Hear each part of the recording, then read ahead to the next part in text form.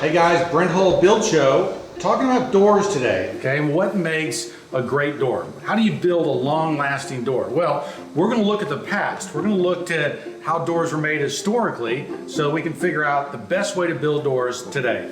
Stay tuned.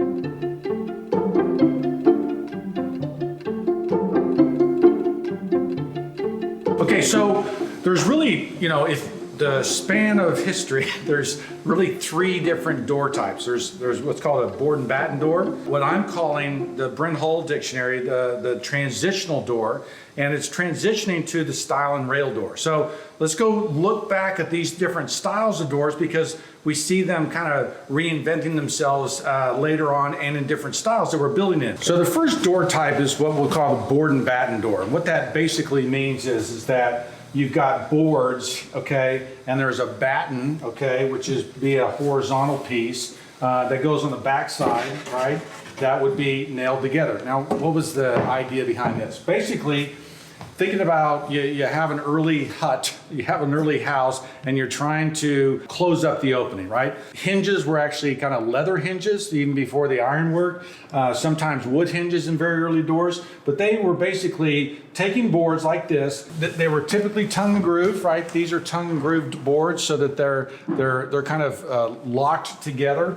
And then what would happen is, as these would get locked together, you would then take a board like this, okay, and you would nail through this thing, okay? That's why when you look at old doors, you look at board and batten doors, there's oftentimes a strap hinge right here. That strap hinge is working to tie into the batten on the back side, lock the door together, and that's what that door swings on and it hinges on. So it was a stable way of kind of holding the door together. Now, what happened is that as you can imagine, you have a real wet season, right? The door swells because wood, as we'll talk about in this video, expands across the grain of the wood, okay? So this plain sawn piece of wood, where you can see kind of the steepling effect in here, it's called plain sawn, is that moves the most. So in this, 28-inch door, it could move as much as, 3/8 of an inch, half an inch, right?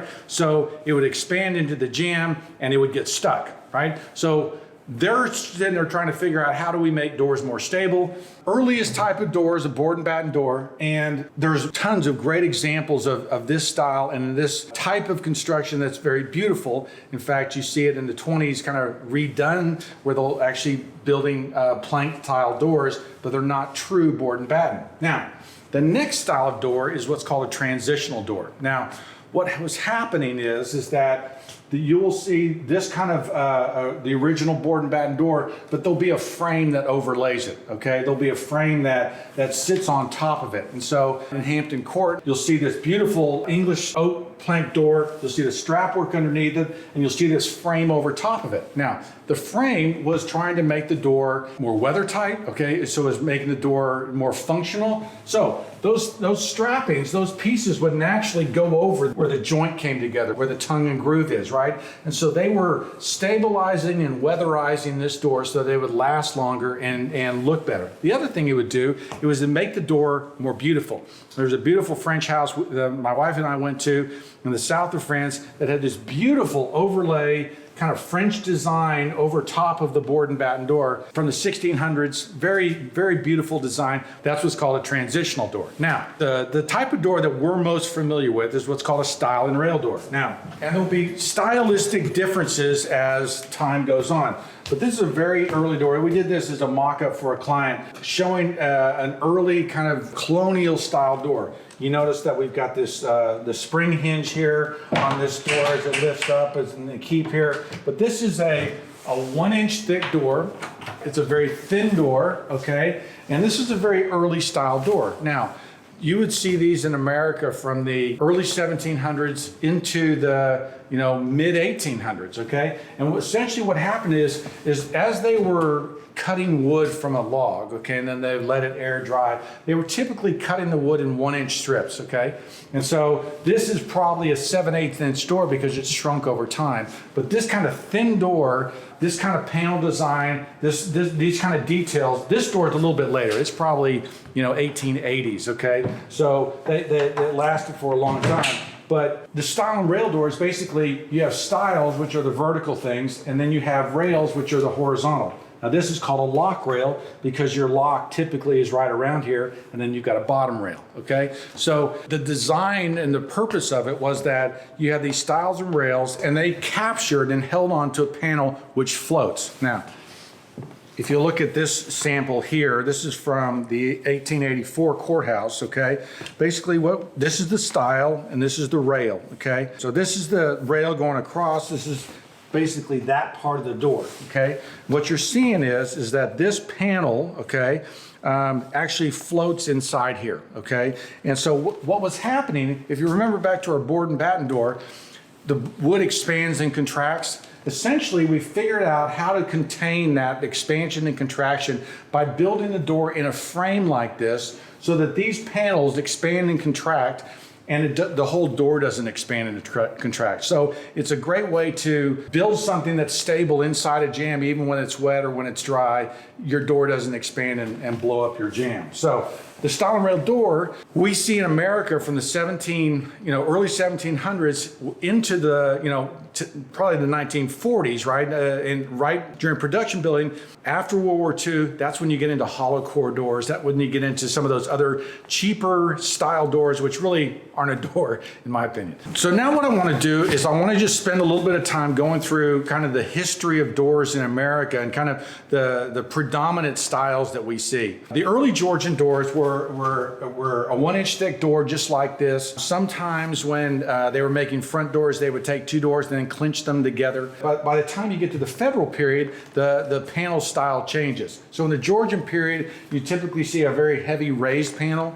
In the Federal period, you see a much more flat panel, okay? And so sometimes there was a little bead put on the inside that would enhance the flavor of that door. But it was a much subtler detail. When you get into the Victorian era, that's when you begin to see things like this, okay? This was an 1890s courthouse here in Texas, and this is kind of the typical flavor of a Victorian door. Now, what happened from the Georgian period, Federal, Greek Revival, and then Victorian? Why did the door look like this, right? Well, industrialization. So after the Civil War, you begin to see an explosion of detail, okay? An explosion of architectural elements that were there because they could, okay? Finally, they were able to make doors in oak because the power machines were actually able to mold and cut oak very easily. Think about it. If you're doing it with a hand plane, oak is a very difficult wood to plane. And so most early pre-industrial wood is all paint grade. After the Industrial Revolution, after the Civil War in America, you begin to see the oaks and the walnuts and the different things like that. And it's all because of industrialization. So you see this carving, the beading, all these things would have been made on lathes, right? This bead detail around here, this carving would have been most likely made on a duplicarver. The beveled glass, all are things that are signs of kind of this industrialization. And so the other thing that happens, and as you look at the books, is that, this is a Victorian door. This is an 1880s door, and you see that the profiles, how elaborate in design they are, right? When you get into later periods, say the arts and crafts or the turn of the century, these kind of panel molds go away, right? They're too decorative, they're too much. And so you begin to see the door styles and rails change quite a bit. Now, the other cool thing is that you begin to see some English and French details that are excellent in design, right? That can help us build a better door today. Now, this is a pretty cool door. This is an interior door. Notice we've got two sides to it, right?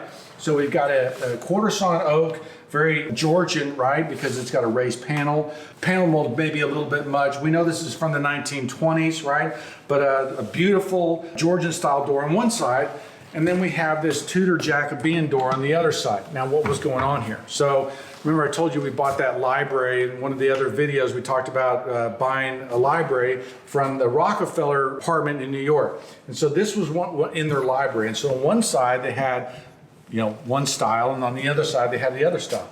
The interesting thing is the English style door, okay, especially from this period, that Tudor Jacobean, ends up being a 8 to 10 panel door, okay? And what happens is the reason we see the look like this is because it was meant to line up with the paneling in the wall, right? So the paneling in the room, which would run around the room, very similar to this, these doors, and you'll see this in the historic photos of these things, where the doors fit right into the paneled wall and are meant to work that way. But you're still seeing the great mason's miter, where we've got the slope detail we talked about before, great architectural elements in this thing, but an English style door tends to be an 8 or 10 panel door. Now, a French door, okay, and this is typically a 3-panel door, okay? Sometimes it's a 4-panel door, but typically it's a 3-panel door. And typically the panel arrangement had the lower and upper panels matching with a separate middle panel, okay? The French were crazy, okay? They did all these fun things with doors, and you'll notice with this door, we even got a different kind of panel mold and detail on one side. So on this side, we've got a flat panel raised, right? And a sunken panel mold, okay? And on this side, we have raised, right? With a raised panel mold here, okay? So what we're showing is that you've got a public and a private side, right? This public side, the side that was meant to be shown, would be much more elaborate than a private side, which they wouldn't have spent the money on, right? And so there was very much a desire to show off and desire to show things. One other cool French detail is this kind of diamond thing that we've done in a house here we did for a client, where you see these kind of sculpted edge panels and then a raised diamond panel on top of that. Kind of typical of that French design. Sometimes the country French, you'll see a little bit of this, where you see this diamond detail, but it's very beautiful, right? The French did more stuff like that, right? They did very elaborate, beautiful things that just no one else did. So, great things we can learn from history. Still a StyleRail door, right? Still is kind of that same construction methods. Now let's go look at how we're going to build a great exterior door using these historic techniques.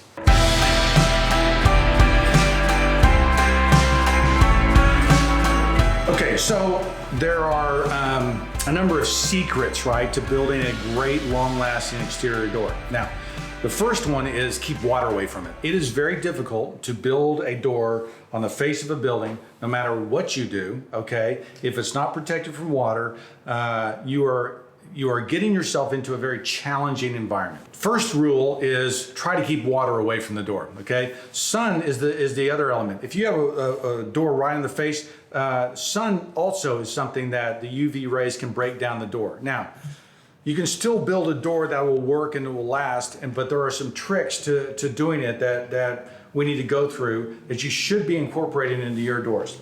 The first thing is wood quality. Now, if you've been watching my videos for very long, you're probably sick of hearing me talk about wood quality again, but it's just everything. If you don't choose the right wood, your door will rot, okay? I'm not gonna spend too long on wood quality. What I am gonna talk about is wood cut and choosing the right wood and specifying the right wood. Now, what I did was I drew this little picture here of, basically a log, okay, cut in section, right? So what I'm showing here is the 3 different types of woods that you can choose, okay, based on the type of the situation you've got. Now, this piece of wood is called plain sawn, okay? It's plain sawn because the orientation of the grain, of the end grain to the face of the board means that you're gonna have what's called steepling, okay? This is a piece of ash, right? But when you get this kind of element here, you're getting into plain sawn piece of wood. Sometimes it's called steepling, where it looks like a church steeple. Maybe this piece of mahogany has a little bit better, where you see these steeples coming up like this, right? That's a plain sawn piece of wood. Now, what that means is that if you look at how trees expand and contract, this piece of wood is gonna not only want to straighten out, bow, but it's also going to want to shrink and swell, okay? So this piece of wood is going to move the most, okay? The other type is rift and quarter sawn, okay?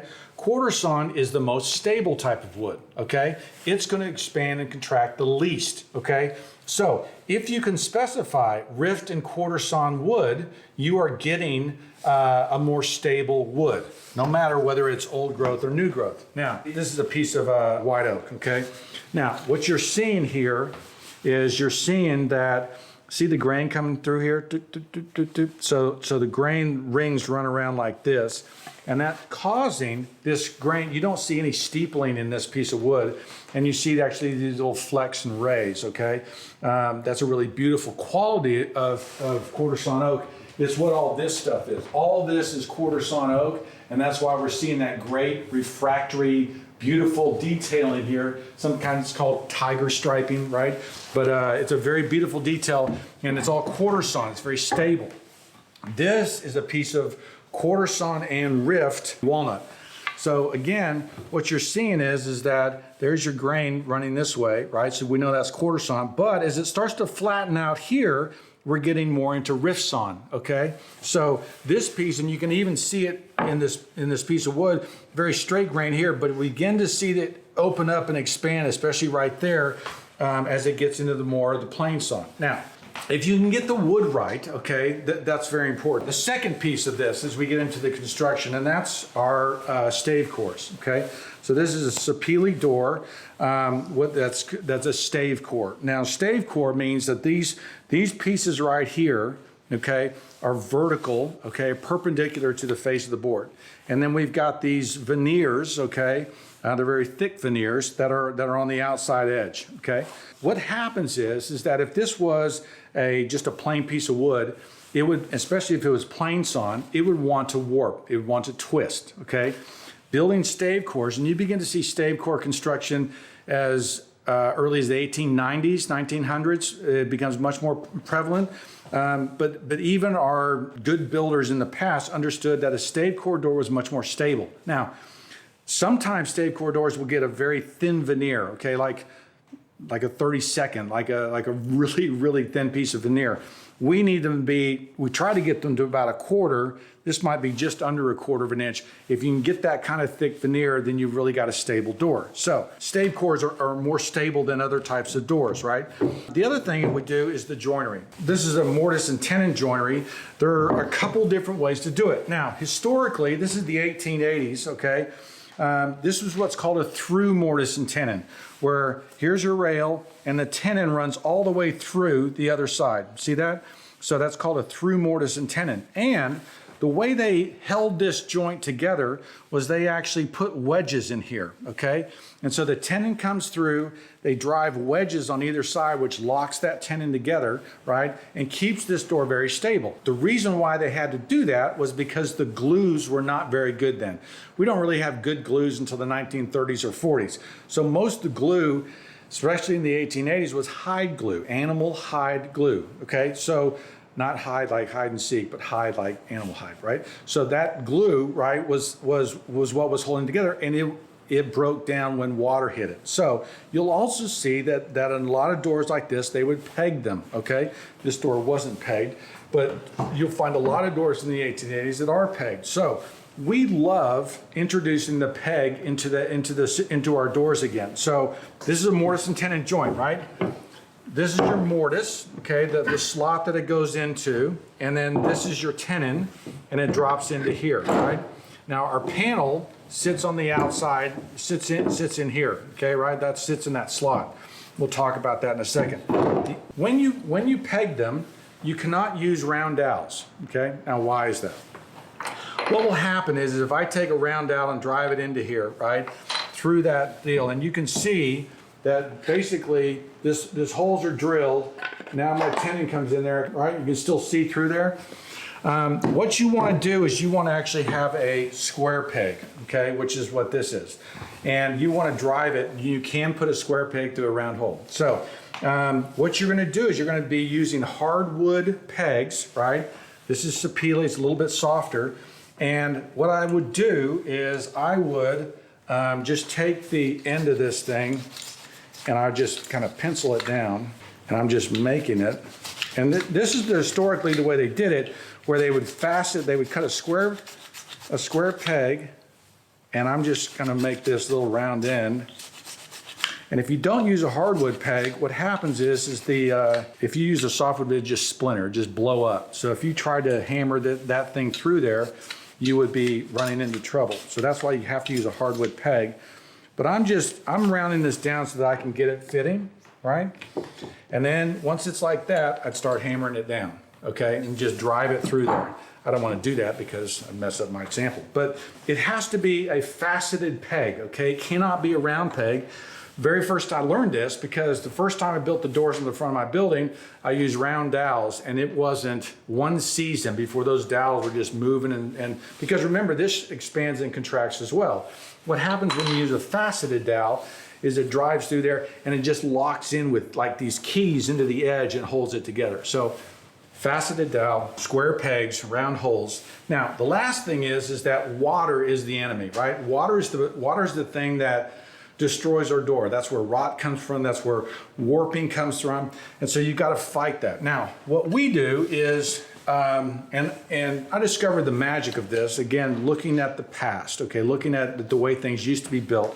This is what's called a drip edge. Now, what we do is, and you'll see, if you can see right there, it kind of has a little dovetail detail so that it slides into here. Okay, this is the bottom rail of the door.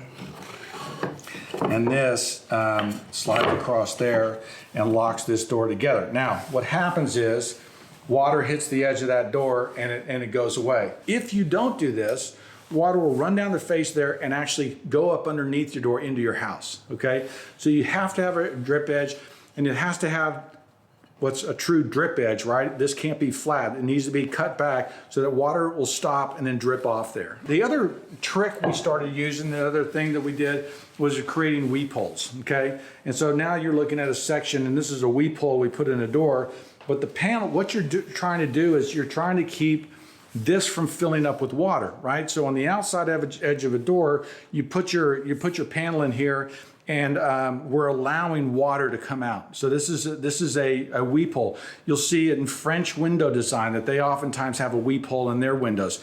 Interior swing French casements will have this kind of weep design where if any water does get up in here, it has a way to get out.